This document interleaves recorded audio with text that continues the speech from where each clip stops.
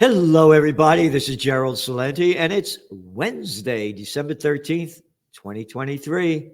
And it's Wednesday, so what's Wednesday? Wednesday is a very, very special day because we have with us a very, very special man, someone who loves the true spirit of America, teaches it, preaches it, lives by it, and knows it better than anybody else when it comes to the Declaration of Independence, the Bill of Rights, and the Constitution. A judge, former Supreme Court judge in New Jersey, Judge Andrew Napolitano. Judge, thanks for being here. Gerald, good morning, my dear friend. It's always a pleasure. Happy Wednesday mornings for both of us. Yes, and you know it's heartbreaking to see what's happened to this country, and how we've lost those what used to be a constitution and a Bill of Rights, and you write to have an article coming out tomorrow. And it's right in front of everybody's eyes and ears to see and listen to see what's going on. And it's about in defense of free speech and free silence. And the first opening is, I disagree with what you say, but will defend to the death your right to say it. Voltaire said that. And you go on to write, when Thomas Jefferson wrote the Declaration of Independence, he included in it a list of the colonists' grievances with the British government. Notably absent were any complaints that the British government infringed upon the freedom of speech. They didn't infringe upon the freedom of the colonists' speech. That didn't start until we had a federal government here. And the federal government enacted the Alien and Sedition Acts, which made it a crime to criticize the federal government. And people, including a congressman by the name of Matthew Lyons from Vermont, were prosecuted and convicted under it. The column catalogs a long list of excesses by presidents and congresses until 1969, when the Supreme Court finally said, forget it. All innocuous speech is absolutely protected, and all speech is innocuous when there is time for more speech to challenge it. The whole purpose of the First Amendment is to keep the government out of the business of speech. So what business does the Congress have subpoenaing college presidents saying, you didn't protect certain groups of your students from harmful speech? You don't deserve to be a college president. The Congress has nothing to say about speech. We're not talking about speech at West Point, which the government owns. That's a different story. We're talking about speech on a private university campus, and Congress is berating college presidents because they were silent in the face of speech that Congress hates. What speech does Congress hate? Well, I'll give you a guess. The House of Representatives voted 416-1 to condemn anti-Semitism without defining what the heck it meant. So if you say on a college campus today, stop the slaughter of Palestinians, the Congress wants you to provide a forum for the slaughter to be defended. And if you don't, they will call you before Congress and berate you. That's the depth to which we have sunk today. That is the rejection of their oath to preserve, protect, and defend the Constitution by 416-1. The one is Congressman Thomas Massie, of course. He's the personification of courage. You have here, stated differently, each of the signatories of the Declaration and all of the ratifiers of the Bill of Rights manifested in writing their unambiguous understanding that the freedom of speech is a natural right, personal to every human. It does not come from the government. It comes from within us. It cannot be taken away by legislation or executive command or popular will. They were 100% wrong. It is being taken away by legislation, by executive command, and by popular will, by browbeating people into a sense of conformity. by scaring people away from expressing certain views. This congresswoman from Michigan sang a song, "From the ocean to the sea, Palestine will be free," and she was censured by the House of Representatives. Even the British Parliament doesn't censure for making statements that are against the green. In this America, it's very clear. If you don't swallow government crap, you believe in misinformation. You are only allowed to believe what the government tells you. And when you look at this whole Israeli issue, again, they don't define, as you mentioned, what anti-Semitism is.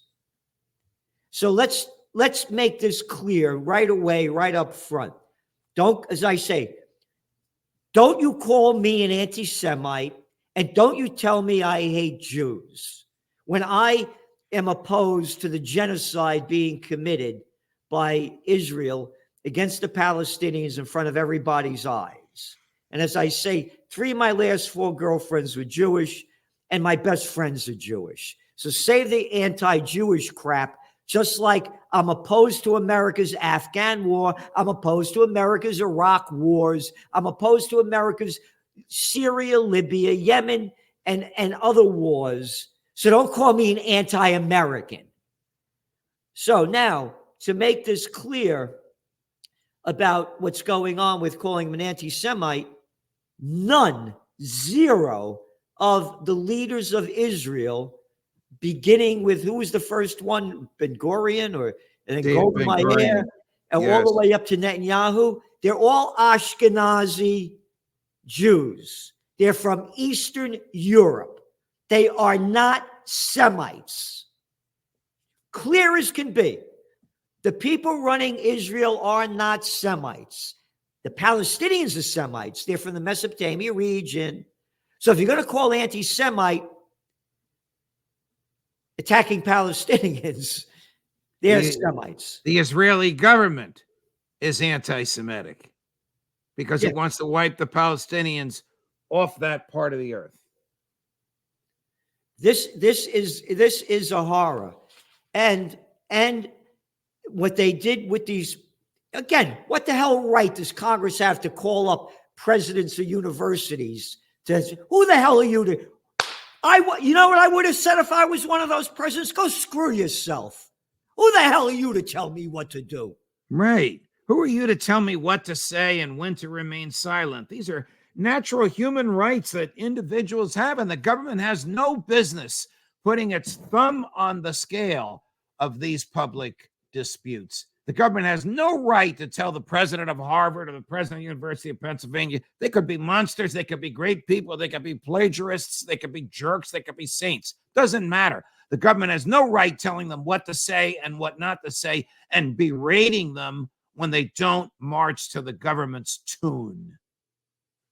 That's the point of my piece. We'll see if it resonates anywhere. This congresswoman, she may be your congresswoman because she's up. Oh, yeah, that jerk. Yeah. Elsie Stefanik. Yeah. But she just destroyed this president of the University of Pennsylvania. This is also typical of the Ivy League. The president of the University of Pennsylvania had one of the best law firms in the country and one of the best PR firms in the country advising her. 2 days after her testimony, she got fired. That's how poorly she did and how they wasted their money. It's their money. They can waste it. The government had no right to berate her. The government had no right to call her. And if she had a backbone, she would have answered, as you said, or she would have remained silent and said, I have a right to remain silent. Yeah. And you know that, Congresswoman Stefanik? I would say to them, you have no right. You have no right to do this to me. And I won't say a damn thing. And I want to get this straight in all your little minds. You're public servants. Get that in your head. You got this backwards. And again, going back to this article that you wrote here, and everybody has to go and read this. And again, if you want to know what's going on from the top people around, you got to go to the judge's site. Judging Freedom. It's something that the people that he has on, the things that they're saying, you're not going to find this anywhere. And the people he had on, like Max Blumenthal. Oh, Blumenthal, I think he's Jewish, isn't he? Yeah. You know, he must hate Jews because of what he said about Israel and the genocide they're committing. I mean, that's the stupidity of it. Of course he's not. But he's a real man. Yes. And you got to see that interview that you did with him, it's all over. Everybody keeps sending me links about it. You got to see this. You got to see this. So again, go to this site to get more information. Judging Freedom. Put that site up here. There it is. Thank you, Gerald. Yeah. You right here, you said, yet in perilous times like the present, we have seen zealots use Congress, the police, and public opinion to block speech that they hate. And I want to stop right at that because, again, going back to what happened with this, with the college presidents, they were saying that they supported these students that was saying, I don't know the exact words, but, you know, we have to destroy all Israelis or kill the Israelis. The students chanted the same song that the Congresswoman chanted. It's a song. From the ocean to the sea, Palestine will be free. And these members of Congress were berating presidents because they permitted that free speech, because they didn't speak out against it.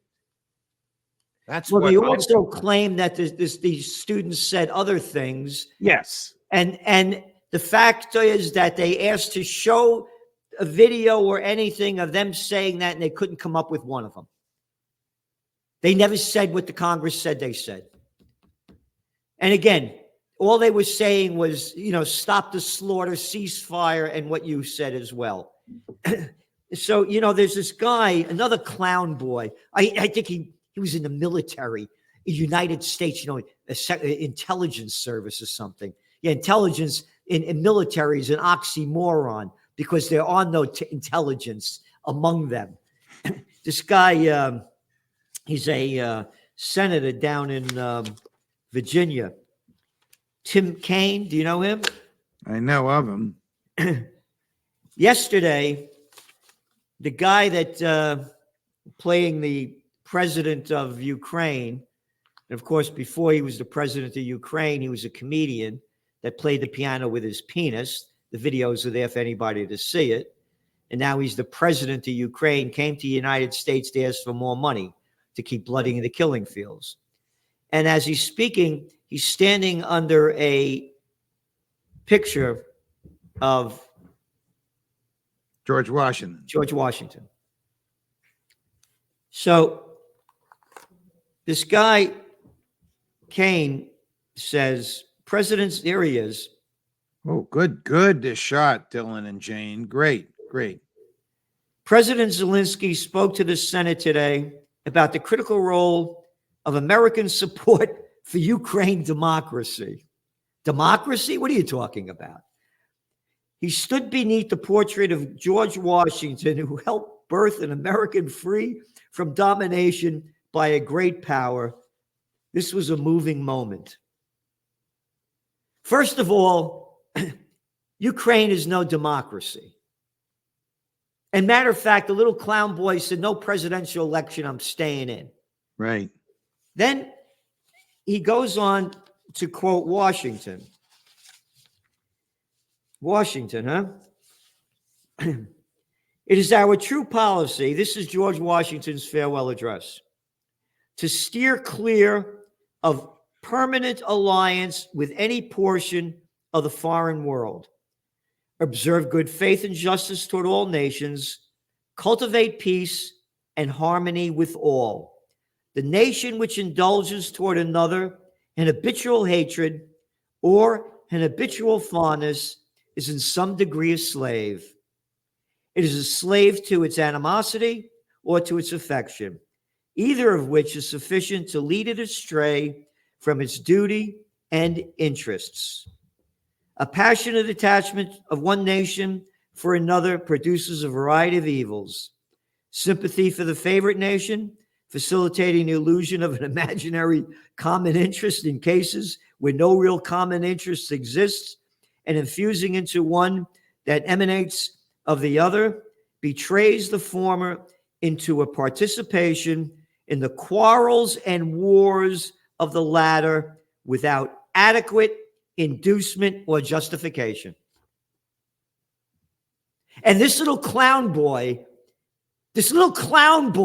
Kane, saying that he's under a picture of George Washington, a portrait of George Washington, that this is what Washington stands for.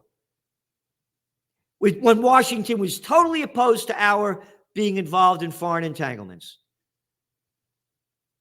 Well, this guy obviously doesn't know his history, and it's just a political blowhard attempting to make material misrepresentations. As you pointed out, Ukraine is not a democracy.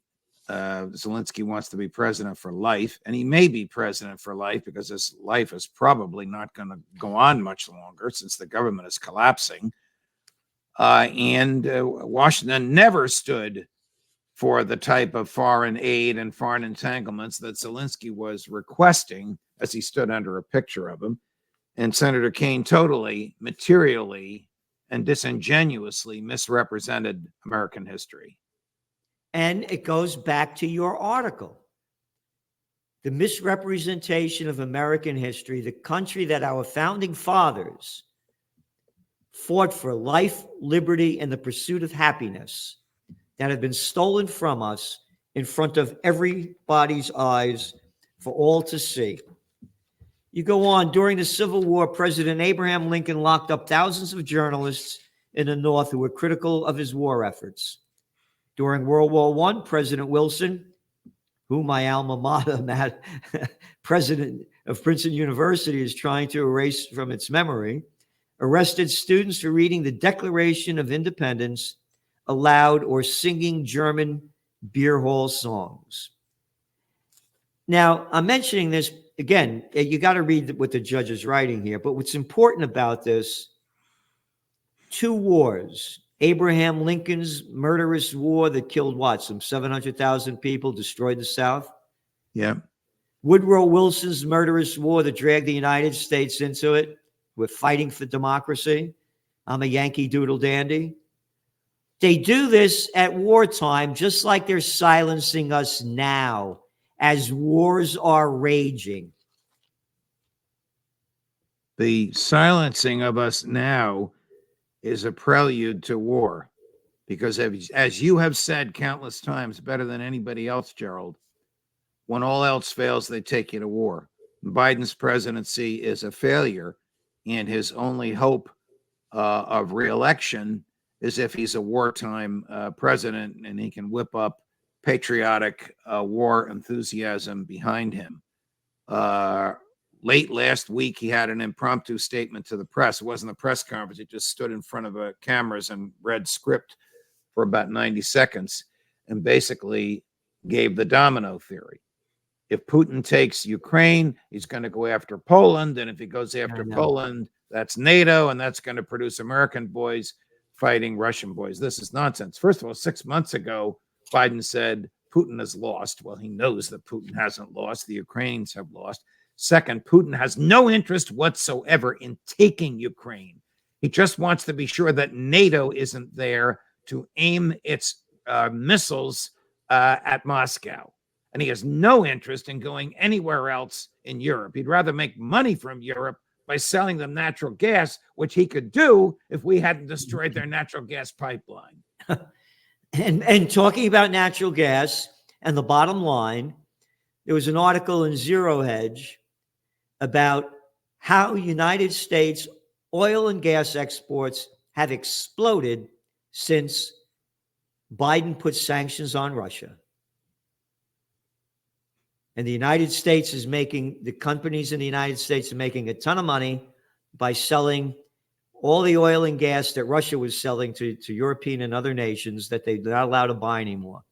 So it's all about the bottom line. Yes. And that's who controls the government. That's right in front of everybody's eyes. The banking system, you got the banksters, you got big pharma, you got high tech. These are the people that are controlling the company, the government, one after another in front of everybody's eyes for all to see. And of course, the military industrial complex.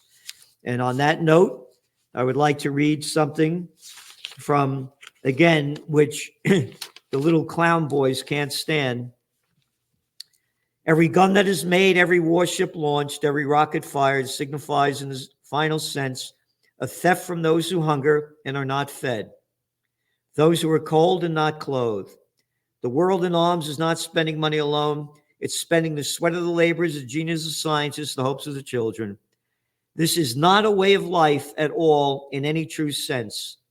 Under the clouds of war, it is humanity hanging from a cross of iron, said five-star general, Supreme Commander of the Allied Forces, two-term President of the United States, Dwight D. Eisenhower. You know, McGregor and Ritter have taught me that the fiercest, as well as a young friend of mine, who's a graduate of West Point about 10 years ago and did his time with the military, now works in the financial services sector. The fiercest opponents of wars are those who have been through it. Yep. Who see the waste of blood, of flesh and blood, and assets. I mean, if Noam Chomsky or some hard lefty had written what you just read, people would say, okay, I get it. But this was written by a conservative Republican career military officer who basically said we must do all we can to avoid war. And we can't live in a society fed by, nurtured by, made wealthy by the military industrial complex, because there will be a tendency to use those weapons so that they can make more of them. And it's happened right in front of our eyes. You know, Judge, it's Christmas time. And by the way, the cover of the Trends Journal this week really says it. Fools on the Hill. By the way, I got that Fools on the Hill from our friend Phil Giraldi, and he called it that. And no Gaza ceasefire, war is peace, which war is peace, of course, is from Orwell. And that's what the government is today. And it's Christmas time, it's holiday time. And what do they talk about? Well, Biden, who calls himself a Catholic, says he's a Zionist. And all they talk about during Christmas time is killing. What a holiday sale is going to rack up to. Yeah. And nothing about the Prince of Peace. Right. So here we are at Christmas time, and other holidays of other religions are along this time of the year. And where are the religions, and where is everybody talking about the Prince of Peace? Gerald, the world is turned upside down. The Pope doesn't even talk about the Prince of Peace anymore. He talks about climate issues. The Pope. I mean, the world is turned upside down. The standard defenders of first principles and traditional values can't be relied on anymore, which is why people need to watch your podcast, read the Trends Journal, dip into mine, look at alternative news sources that are not controlled ultimately by investors and the military industrial complex. Judges say it all the time that people need to know, and those are the facts, the passion, and what this country was founded for, and how we've lost it, and what we need to do to get it back. So thanks for being here, Judge, and we'll see you next week. Pleasure, my man. All the best.